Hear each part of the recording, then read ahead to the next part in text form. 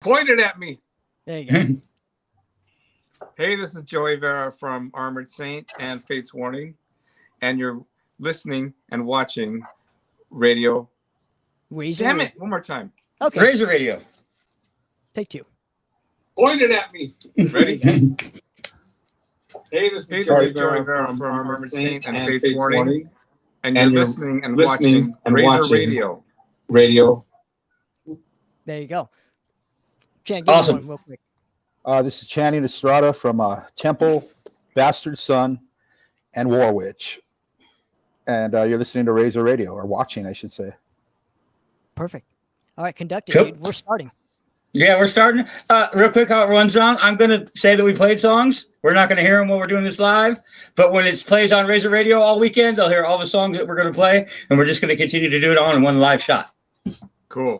Well, we are live now, so 3 platforms. What's up? Welcome to Razor Radio. I'm Andy fucking Ford, and we're talking bass tonight. It's Thursday, almost Halloween, and we got Joey Vera of Armored Saint, Fate's Warning, and Channing Estrada from Warwitch, Temple, and Bastard Son. What's up, guys? What's Hi. up? Thanks for having us. absolutely. I want to say first, Chan, it's good to see you, man. I haven't seen you in a while. Yeah, same here. I know we were trying to make plans to hook up, and then I know. COVID happens. We were like texting each other for like months trying to go have a beer, and then like COVID came down, and it was like, oh man, put the kibosh on that whole thing. But Yeah. we're still working on that. We're gonna sort that out. It'll happen for sure. I'm down. One of the things I enjoyed last year was how many times I got to see Warwitch play, and Chad bass playing just blows me away.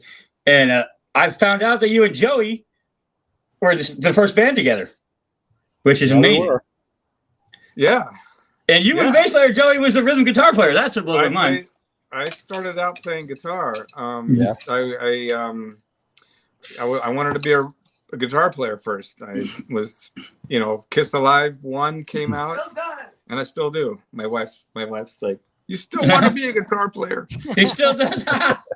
Oh yeah, I'm a closet guitar player. But yeah, I mean, I started with guitar, yeah, our first group was when junior high school, right, Chan? And we put together this thing with some neighborhood friends.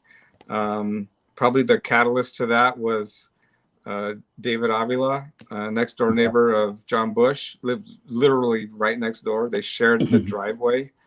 So David was instrumental. I think, Channing, you might back me up on this, in turning us on to so many things at an early age.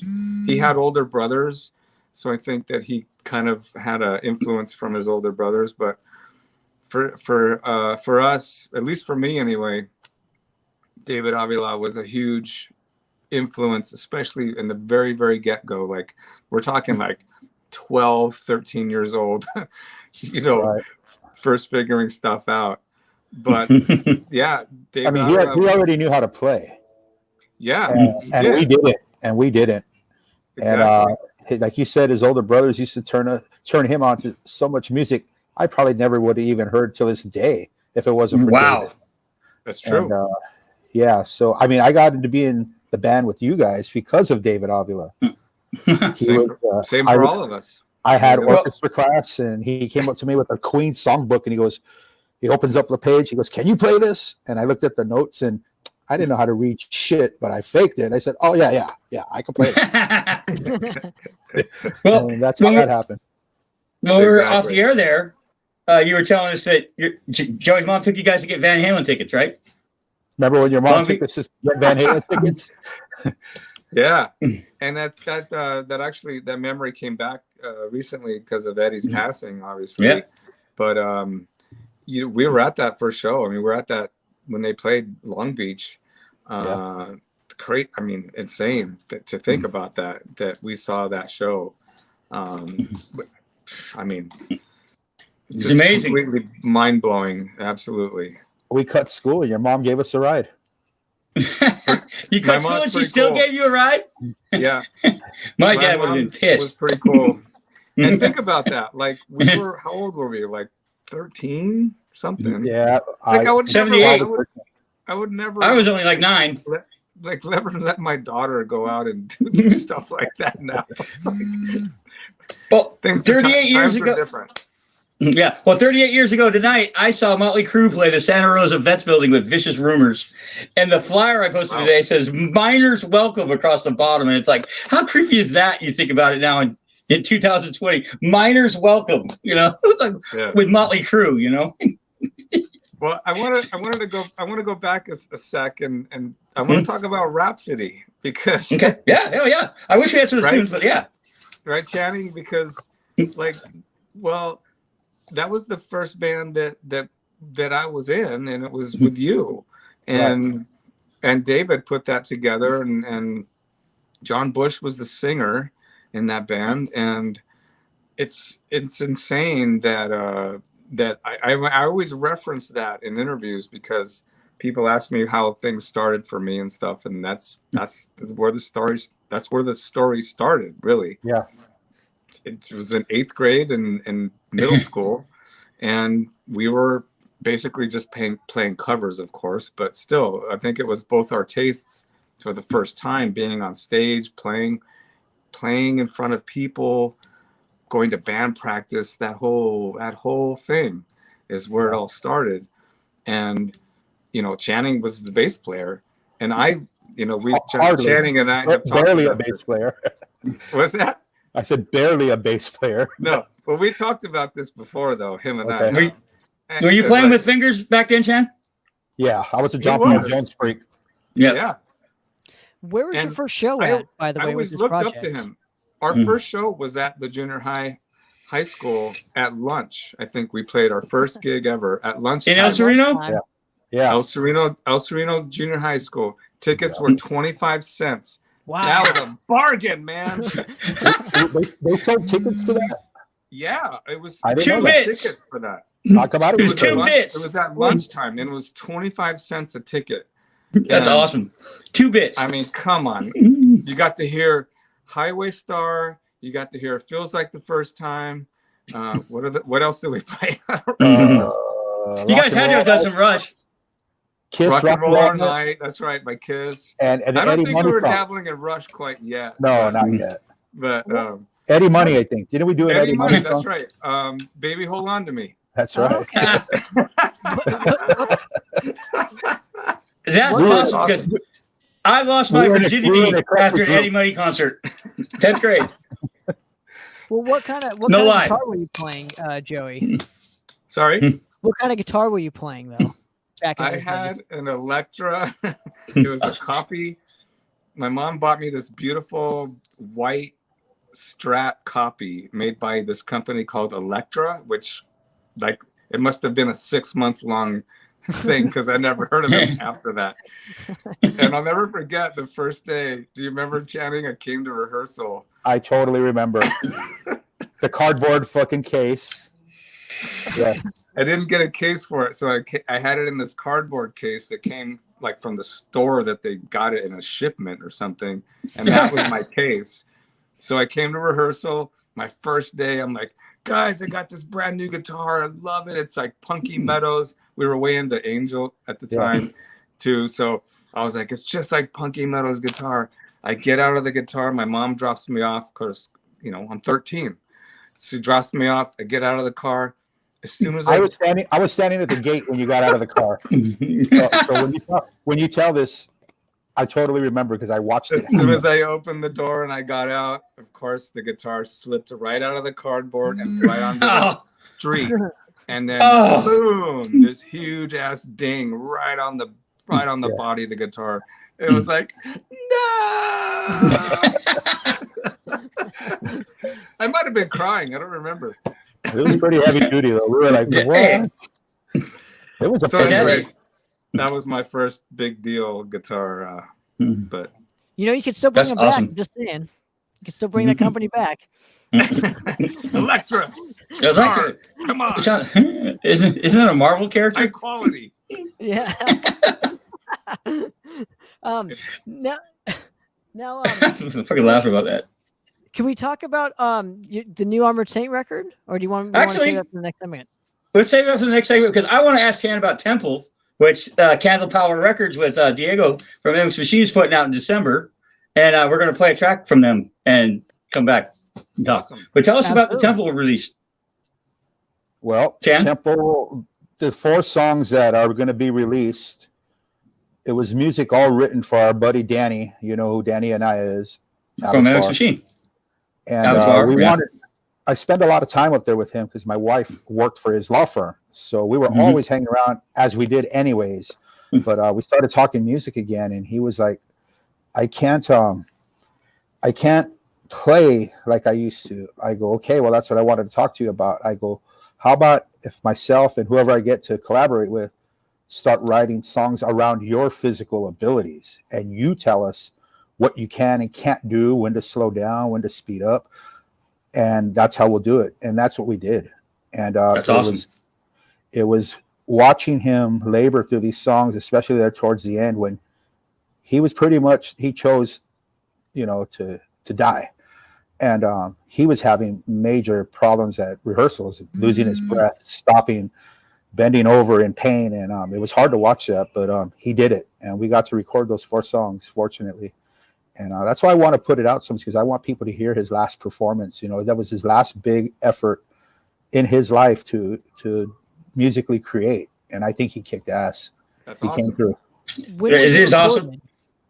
Yep. Well, I want to know when it was recorded, because I don't know anything about like the recording process for this thing. Well, I don't remember exactly, but I think Danny's been gone for almost 3 years now. So it was recorded just like maybe 6 months up to like a month before he died. Wow. All right. Yeah. And it's basically Warwitch without Mars. It's with Danny playing drums, right? Yeah, it's the same guys. So Temple is basically Warwitch. And it's coming out on the new Candle Power Metal Assault mixtape. The Hood's Got Talent. That comes out next Friday. Yeah. And let's get into the track right now. This is Masters of Destiny from Temple right now on Razor Radio. All right, we're still live. They're going to hear that on the radio now. 3, 2, 1, and we're going to. That's amazing. I don't think I knew that, Channing. That's incredible. Yeah, well, we haven't seen each other really talk. I know one time I told you I wanted to talk to you about all that and the music and let you hear it.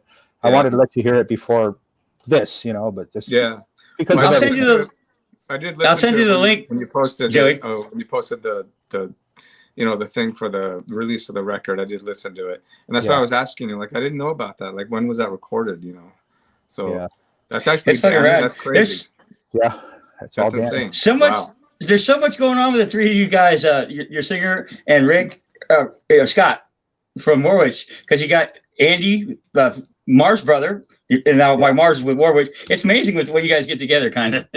You think about it. Like I told you, that's why Warwitch kind of resurrected, because of Mars. When Andy died, Mars wanted his brother's songs, performances to be heard by somebody, at least some people, and that's how that happened. So I guess good stuff. 2 ways it's tributes to drummers who have passed. All right. Oh, well, there's Serena. There you go. We're officially live, everyone. So hopefully all is well. And we're coming back from some brand new stuff that comes out tomorrow. You ready, Tanner? Of course. All right. 3, 2, 1. All right. That was brand new Carcass right there with Slaughtered in Soho. That album comes out. Their EP comes out tomorrow on Nuclear Blast. But now we want to get into an album that came out last Friday, Joey. Dude, killer. Yeah, there you go. Vinyl right there. There you go. Punching the Sky from Armored Saint, the Mighty Armored Saint. And by the way, we opened the show with End of Attention. Okay. There you go. Cool. My first question goes to you, Joey, and I'm just kind of curious.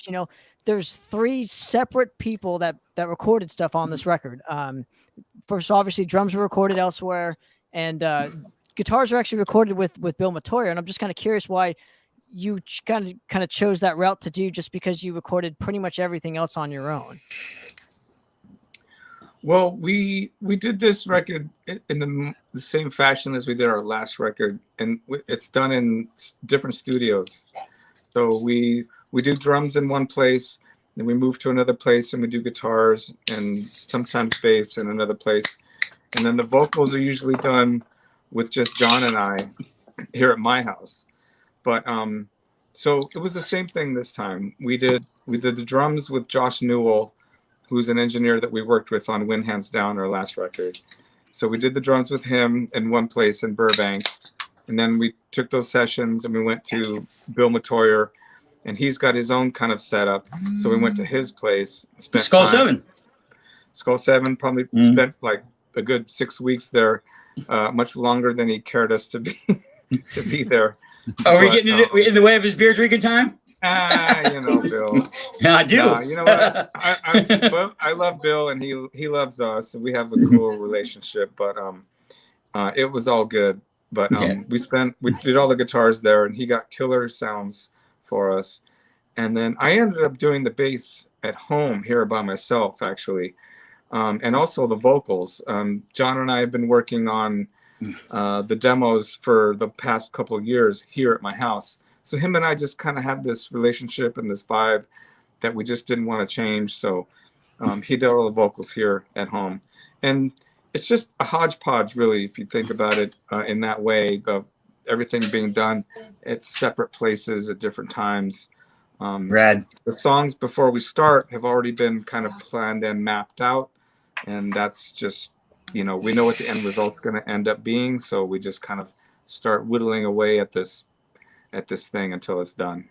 Yeah, he filled us in on a little bit of that at the slide bar last year, right, Tanner? When he got up and played with Chris Bowen and Ellison.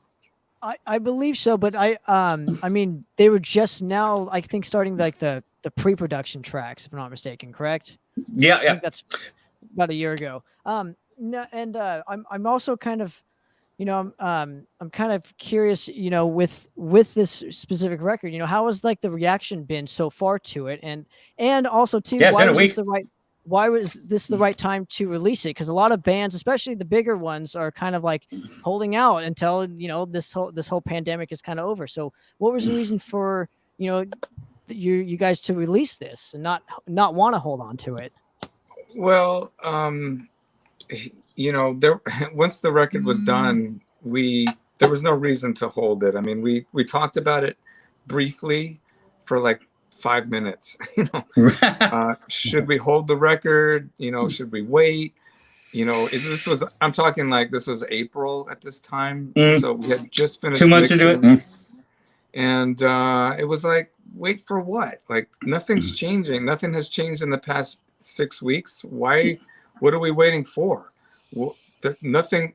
We don't know what's going to happen. So why are we waiting? So let's put it on the schedule. And we discussed this with the label, and we said we just want to move forward like normal. And that's what they were doing, just moving forward like normal. You kind of had to in a way. And that was the reason why we just decided to get it out now. There was really no reason to wait for anything like that.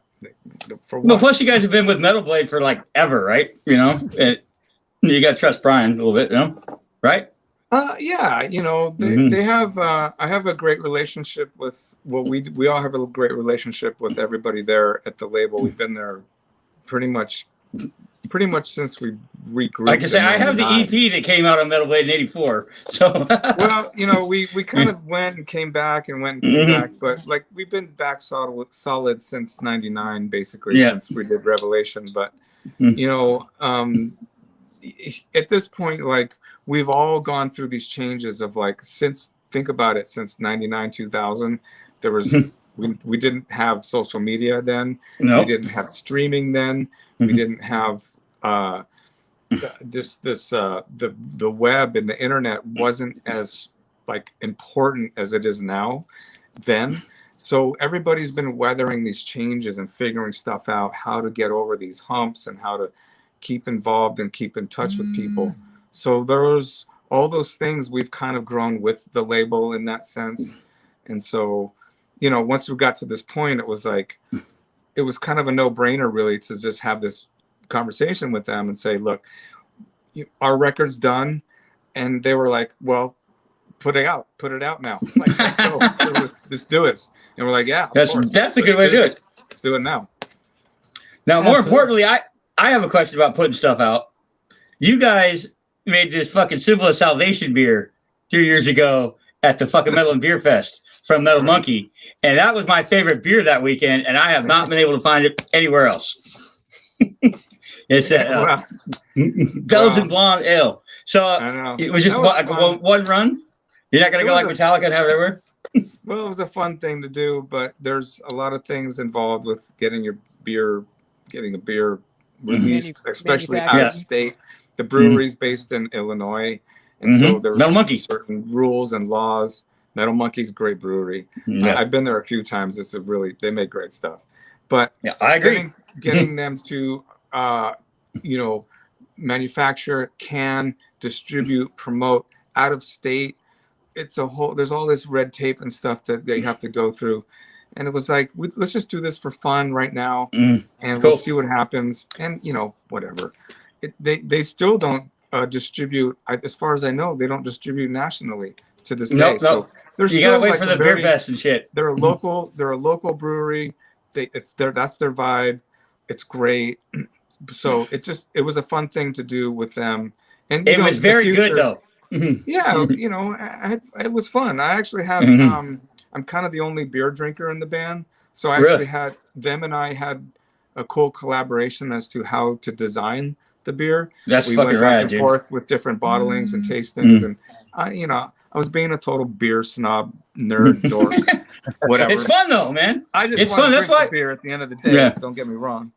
That's what I've been digging the Metal and Beer Fest that Decibel have been doing. And I was all set this year to finally go back to the one in Philly, and I was bummed out when the pandemic, because I've been to both ones here in Los Angeles, and I'm like, I'm going to go back to Philly this time, where it's based. Yeah. And this whole year turned into the shit show that it is. Yeah, this pandemic's putting the kibosh on the beer fest. It's putting the kibosh on just me and Channing going to have a beer, for Christ's sake. And we live within 20 minutes of each other. So well, Channing knows, he's been on the show with us. We normally do this show at Grill 'Em All, twice a month, and we haven't been able to do that since this started. And that's the best place in the world to do it, is at Grill 'Em All. What are they doing? Are they? They're still doing takeout. They basically reverted to being a food truck again, except it's a restaurant. You can go get takeout like the food truck, and you gotta get out of there. You can't hang out and drink, and but they're still surviving, and they're taking care of their employees. They haven't laid off anyone, so they're still surviving. Great. Me and Tanner went out about a month ago, maybe 6 weeks ago. I went and had a bail off. It was good. They're still making good food. Yeah, they're still good there. To hear. Yeah. Now, Chan, and we'll get back to the Armored Saint stuff. Yeah, because we're gonna play a track here in a second. I understand that Chan has a new project that you're working on, correct? Yeah. So tell us a little bit about what's going on in your world. Well, I think we're going to call it the Bastard Sons of the Apocalypse, which is it's a funny name within us, me and Paul, the guitar player, especially, because we were in a band called Bastard Son. But love Bastard Son. On drums, it's going to be Emilio Marquez from Possessed, and the singer and Sadistic Intent, and Phil Flores from Evil Dead. Wow, we've got about 5 songs written right now. It's just nothing new, old school thrash, the way we played it when we were 22 years old. Well, and that's all it is. But it's I'm very fun. looking forward to hearing it. I think people will like it. It's going to take a lot of people back, especially us old guys like myself. I won't throw anyone else under the bus. Hey, I'm 51. Yeah. Well, you're a young man. First time I saw Armored Saint, they opened for Metallica 2 nights at the Kabuki up in San Francisco with Death Angel, and so I'm semi-old, I guess. Yeah, well, we recorded a demo with you guys, didn't we? Do something together, Bastard Son, with Ernie, and when you first started developing your engineering skills, it was like a 4-track demo. And that demo was awesome. I love that demo. I still listen to it a lot, and you still have that? That's fucking rad. Yeah. Actually, a lot of younger people that I know that I became friends with over the years that are maybe around Tanner's age have requested several copies of it. Like, dude, get me that. So one guy does it for me, and I always tell him, Joey Vera produced that thing, man. That rules. I want to. What's up with Ernie right now? What is Ernie still singing, or? Ernie, after he got out of the Navy, started pursuing some sort of educational career. I think he's a counselor somewhere now at some school. So I don't know what he's doing musically. There's a lot of things. I guess we kind of drifted apart. Yeah. I would like to add great that your new singer in Bastard Sons of Apocalypse, Phil, just released his new album with Evil Dead comes out tomorrow. The United States of Anarchy on the German label. I've heard some of it. It's pretty good. You know, you got Rob on it. It's Evil Dead. So who doesn't like Evil Dead? Yeah, I've been seeing a lot of good things written about that record. I haven't heard it yet, but I've been seeing a lot of good press on that. It's cool. Yeah, the last 2 weeks, we got the new Armored Saint record, we got the new Evil Dead record, we got the new Carcass, and I'm going to end the show later with some of the new Mr. Bungle that comes out tomorrow, which is, oh my God, it's amazing. But before we do that, I want to play some more new Armored Saint. And Tanner, this is one of his favorite tracks on the record. This is Fly in the Ointment right now on Razor Radio. Wow. A mellow song. Nice. I like that song. I heard it last night for the first time. Cool. I went through the whole album last night when I was like just laying around. I was like, there's some killer bass tones. I don't know the names of the songs yet, but a couple of bass tones, I was just like going, holy hell. Nice. Cool. Yeah. Cool. Yeah, the whole thing's great. Like some real growly parts, like really gritty. I was like, fuck yeah. Yeah. Oh yeah. Come on. We got to represent Getty. Come on. Yeah. And it's funny that you say that because I can hear some sort of like Rush influence on a lot of the new songs. But hey, I'm the biggest guy of influence by Getty. Yeah, we know that. We were gonna go. We should have saw Primus play Rush 2 months ago. Me and you. I always tell people when I play bass, I'm just trying to sound like Geddy Lee. I'm not coming from nowhere original by any means. I mean, you know, let's face it. Got to emulate. I've been looking for that bass sound for 30 years or more. You know, that's his tone is just insane. And what era? What era of Rush have you been looking for? Caress of Steel. Kind of Caress of Steel. I mean, he's kind of his sound has evolved over the years, but it always has this not weird, but it has this really kind of thing about it that is always Getty. It's always this kind of mid-rangey, distorted something. And so it's that thing. It's the thing that pokes out in a mix, and that's the thing that I've always been trying to get. That's amazing. A lot of it has to do with him playing with his fingernails, you know. He uses his fingernails as basically picks.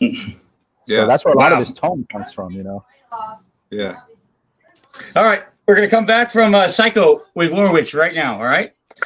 Are we doing cool. That was a little Warwitch right there with Psycho from their demo that you guys put out last year. Which, speaking of tone, the bass playing from Warwitch, amazing shit. I mean, you guys played my birthday party last year. You played another show for me. I saw you play out there at that little bar out towards El Sereno. I saw you play downtown. I mean, I saw just about every show you guys played in the last year, and you kept getting better and tighter every time you played. I fucking dug it, Chan.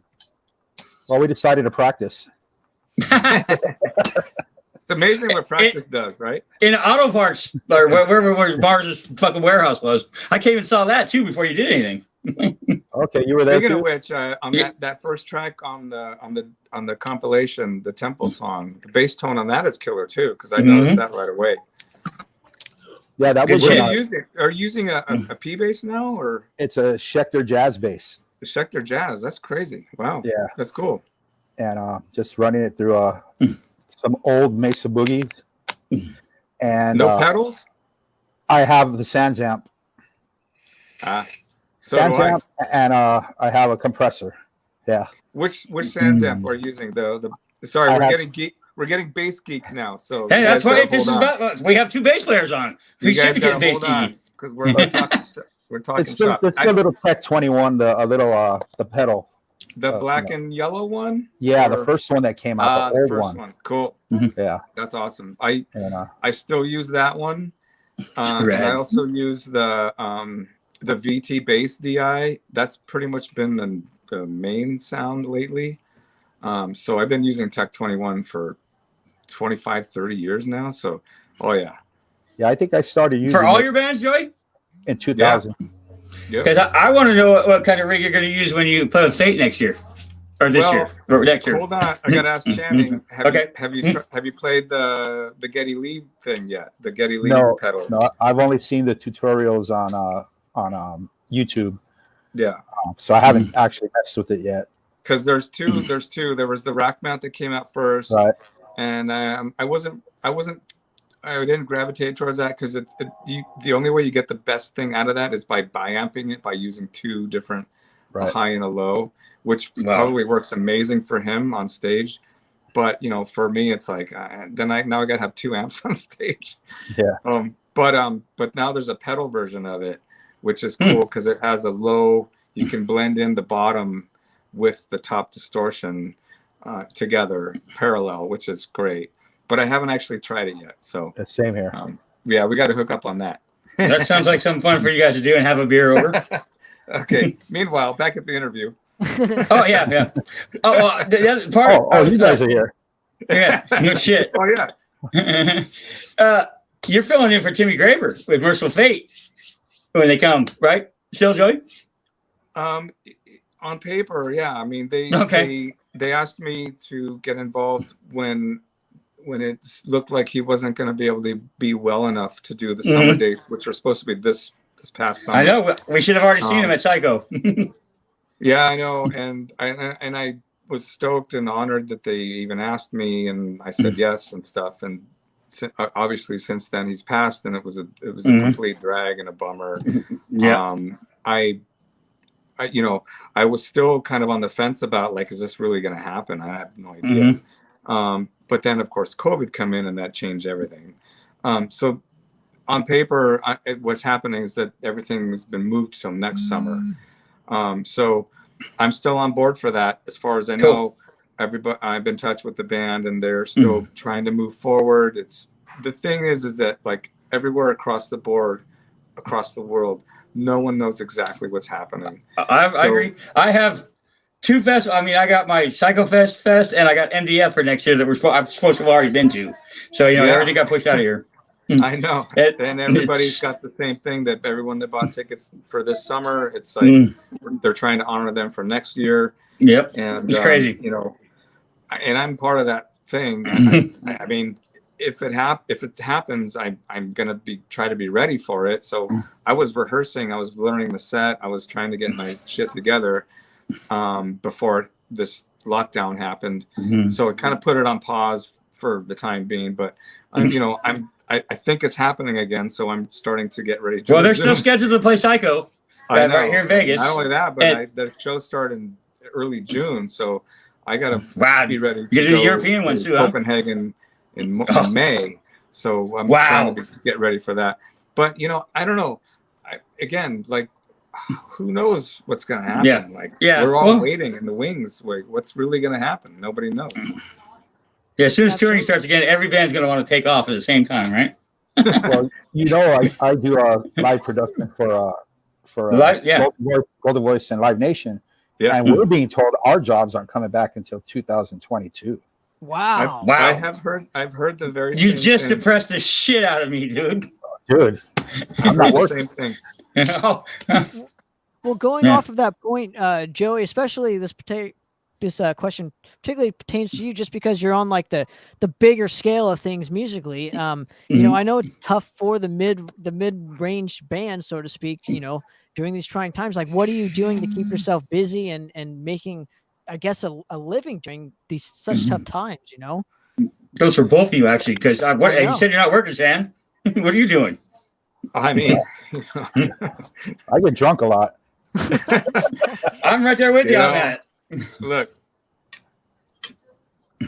I'm not advocating this, but that has been the truth since March 15th. Yep. Like, it's just been, especially like for the first couple of months, it was like hell in a handbasket. Oh my God, where's the beer? Where's the wine? Where's the whiskey? Bring it on. Like, but since then we got to try to have some semblance of normalcy. But I don't know.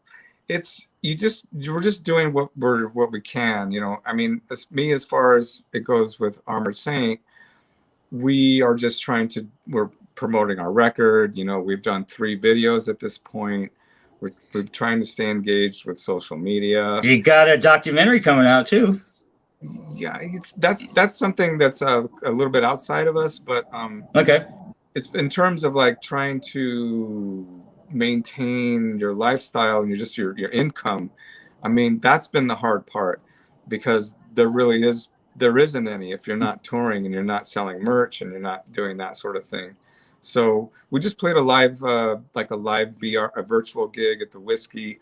That was something that we could do, but you know, it's not the same thing as touring. It's not the same thing as playing in front of people.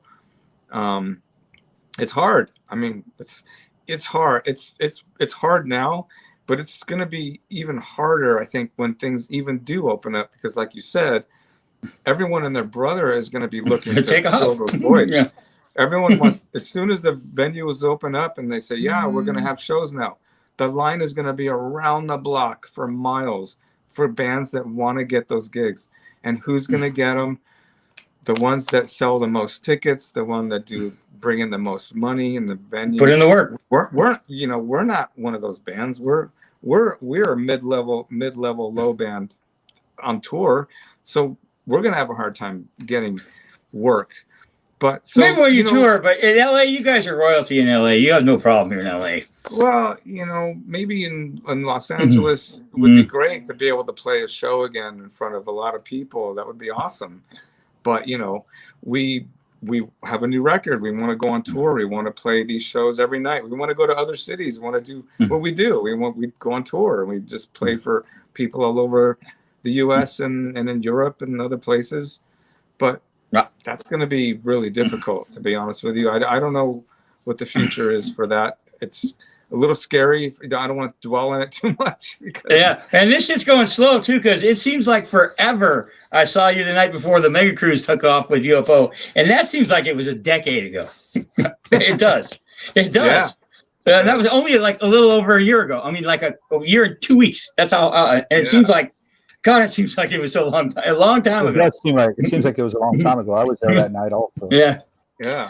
It kind of reminds you, like, doesn't it remind you like how much we all took for granted, like just a live show, whatever. You know, maybe I'll go. I don't know. I'm kind of lazy. I'm not gonna go tonight. I'll go next. I'll see him next time around. You know. Yeah. Now it's like, oh my God, this might be the last time I see this band. You know. It's things take on a different point of view now because of this. Yeah.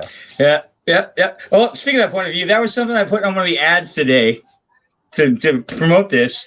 Was the last two artists that you saw are stuck with you quarantine, and I saw Rasta Boss out in Santa Ana, and I saw fucking Mr. Bungle play at Fonda, and I was just thinking about what it would be like to be quarantined with Rasta Boss and the guys from Bungle. I'd probably be absolutely nuts, right? You know, if you just going by the songs that they write in it. Yeah. So what were some of the last bands you guys saw before you went down? You guys are gonna throw up when I tell you. So Channing, you go first. I can't even remember the names of the bands. I was at the Redwood downtown LA. It was. I love the Redwood.